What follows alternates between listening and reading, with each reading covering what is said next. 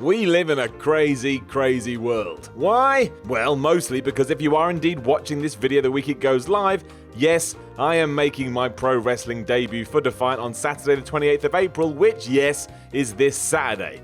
How is that even a thing? No one knows. You can come see it all on Access Defiant should you wish so too, and let's face it, that's both a very cool and a very worrying thing. On the one hand, it's wonderful that such technology even exists, but on the other, there's potentially an argument to be made that having your first ever pro wrestling match in front of that kind of audience could potentially be hilarious. After all, they say you only ever truly start to learn once you're in front of a crowd, but screw it. Go big or go home, and if nothing else, surely it can't go any worse than it did for these guys. And hey, even if it does, it just means I can hopefully get into a list like this at some point in the future. Still a victory for me.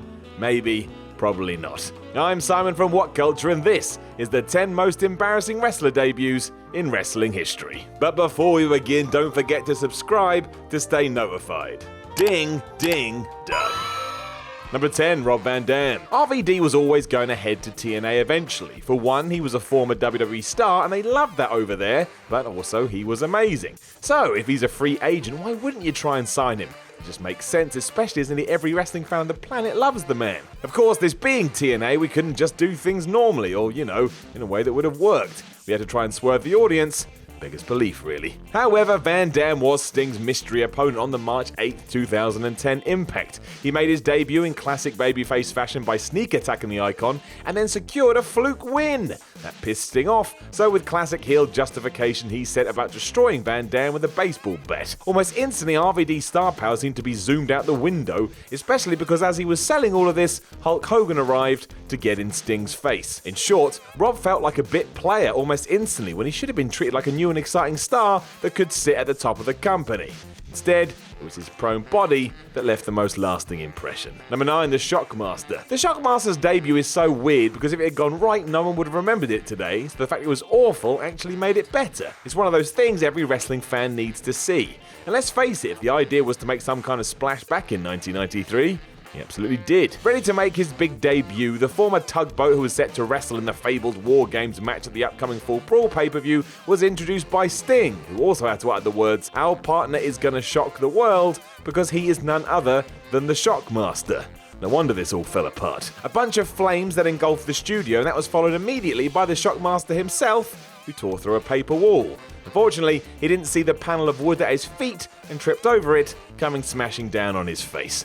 The glittery Stormtrooper helmet he was wearing rolled onto the floor as Davey Boy Smith erupted with laughter while saying he fell flat on his f***ing ass. For some reason, Fred Ottman continued with the plan and asked Sid if he wanted a piece of him. This wasn't that scary because let's face it, if some wood could take him out, surely a wrestler would straight up be able to murder his ass. Number 8, the Gobbledygooker. Everybody went crazy in the WWE during 1990 because they thought it'd be a really good idea to roll out giant eggs for months. This would have been bad enough, but the real issue was everyone involved with this skit promoted it like it was the second coming. Whatever was under this was gonna be massive. The problem, of course, was what that signified. Let's say that Ric Flair was in that egg. That would have ruined the Nature Boy before he'd even said woo. It all led to that year's Survivor Series, and everybody continued to push it as a must-see event. And then Hector Guerrero emerged in a turkey suit, calling himself the Gobbledygooker. Even Mean Gene Okerlund seemed utterly unimpressed with this, and it only took a handful of appearances before everyone realised that he vanished for good. It is without a doubt one of the worst debuts ever, as the character was horrendous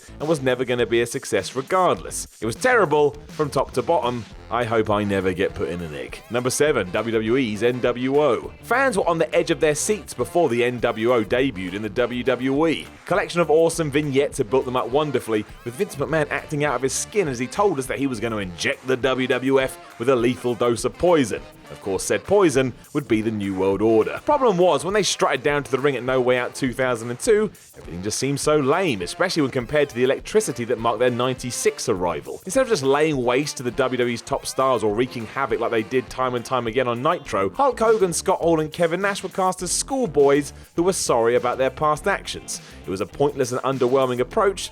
Didn't really achieve anything. The trio were meant to be outlaws, and here they were just being meek and unassuming. Didn't fit the vibe, and certainly wasn't what anybody wanted. Yeah, that's what we got. Number 6, Lord Tensai. The idea behind Lord Tensai wasn't exactly great, but at least it had some kind of sense to it. Kinda.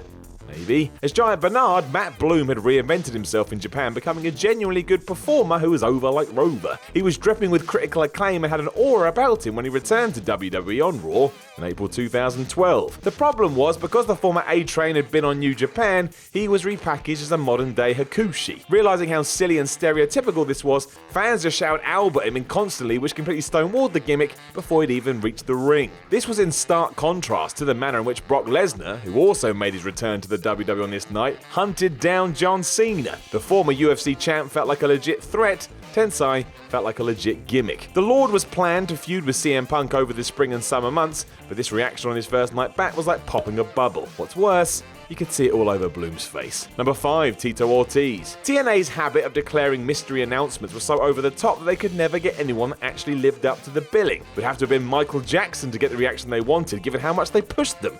More often than not, TNA went the other way as well, with their reveals being less than ideal, which made the whole scenario even worse. The bottom of the barrel when it came to these was the hashtag August 1st warning nonsense. Nobody was expecting anybody monumental, and given the company's track record, everyone assumed it would be a former WCW or WWE guy. Happened time and time again, so why not now? However, here, instead, UFC legend Tito Ortiz waddled down the entrance ramp on the August 1st, 2013 Impact. There was no Tron countdown, no telegraphing. He simply walked out after the lights went out for all of 4 seconds. I may as well have turned out given how throwaway this was treated when the trigger was pulled. The real problem was nobody in the building knew who Ortiz was. He stood there arms crossed as TNA copied the whole Taker Triple H Silent Showdown route, which was a catastrophic misjudgment. All the wrestlers acted like they were seeing a ghost, while the audience tried to piece together what was going on. This is not how you want to arrive on the scene. Number 4, Khazzani. Khazzani's bizarre vignettes went longer than his time in a WWE ring.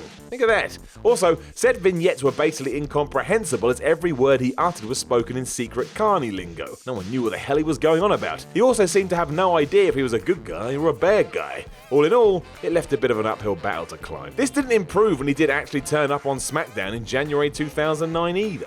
His debut match opposite MVP was a disaster. None of the spots came together like they should, and the flow of the bout just went out the window. This, of course, can happen. You can't smash out the park every time, but it didn't paint Khazzani in the best light, given here he was on night 1. Even Taz on commentary started to make reference to the mistakes, and this was the beginning of the end for old Kiz. He was let go in March. Number 3, Sin Cara. Sin Cara was meant to be the new Rey Mysterio. As Rey entered the twilight years of his career, WWE wanted a younger, fitter, and more spectacular replacement. Sin Cara was meant to be this guy, especially as he too wore a mask. The merchandise train could keep on rolling. Unfortunately, wasn't that easy. Unlike Mysterio, Cara had next to no experience of the North American circuit and was given no time to learn it in developmental. This meant he had to try and switch everything up on the fly, which must have been next to impossible. It kinda was.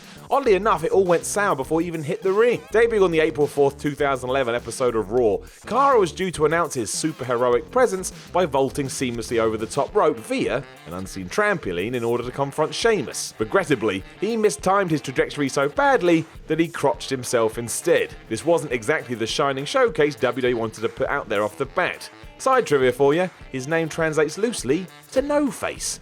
Cool. Number 2, The Machine. The Machine was massive. This is why WCW loved him, but it's also why he didn't really get anywhere. He basically just lumbered around. Debuting on the February 2nd, 2000 edition of Thunder, ominous organ music marked his entrance, and in many ways it felt like the second coming of Goldberg, which sounds good on paper, but probably is the exact opposite of what WCW would want to achieve. He then locked up with poor Diamond Dallas Page, who was tasked with carrying him. That task was impossible. Even though this was meant to be a slow big man bout, it degenerated into pure farce when DDP knocked Machine off the top ropes, causing him, for some reason, to crutch himself. He literally jumped ball first onto the top rope when there was no need.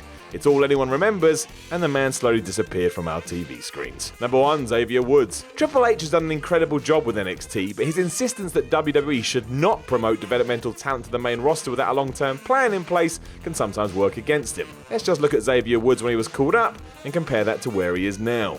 Deciding he would fit right in the tag team division with R-Truth, because seemingly that's just how the company does think, we had a short-lived pairing between the two. And yeah, it began on Woods' debut when he and Truth defeated Drew McIntyre and Jinder Mahal before they jived their way to the back. It was uncomfortable. Naturally, there have been more counterproductive debuts and more catastrophic debuts too. Hell, there's even been more nonsensical debuts. But is there anything more underwhelming than being held into a nothing tag team when you had the potential to be where he is today?